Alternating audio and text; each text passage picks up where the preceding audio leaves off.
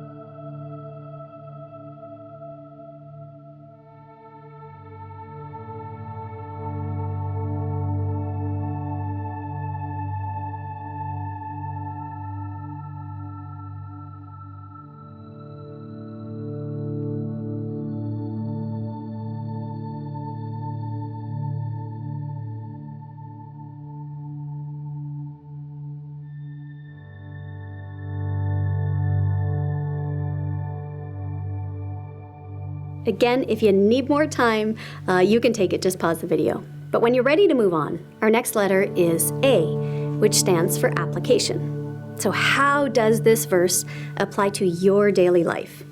How might it speak into your current circumstances? How are you being challenged to live differently by it? The goal here is to move out of your head and get down into your heart. Now, this is where God's general word to all of us becomes God's specific word to you. So as you write out whatever potential applications come to mind, let this part get really personal.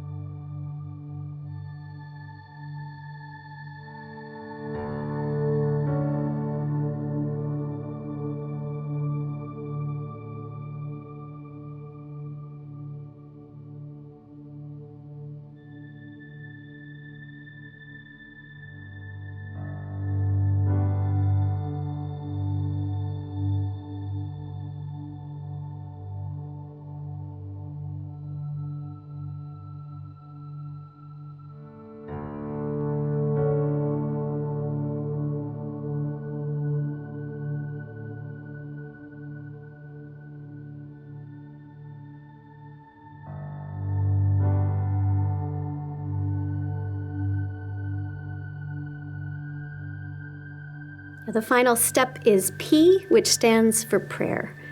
Very simply, now that you've read and reflected on these words and begun to apply them to your life, simply talk to God about it. Remembering that prayer means both speaking and listening. So talk to God about what you think you see in the text and then listen for what the Spirit might want to say in return. Ask Jesus to give you the courage to act on what you're hearing and to do the deep heart work that you can't do on your own. So take a moment to either write or speak your prayer out now.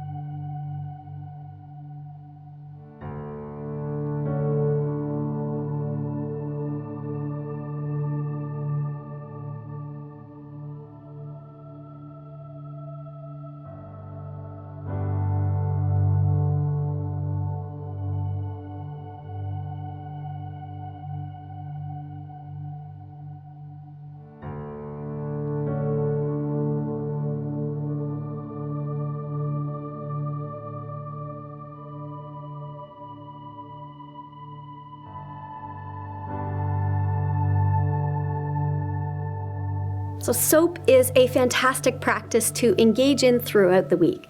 And if you would like some more inspiring passages to dig into in this way, you can check out the Daily Practices button below this video player, or subscribe to the spiritual practice notifications in our Southridge app, and you will have them delivered right into your hand every morning this week.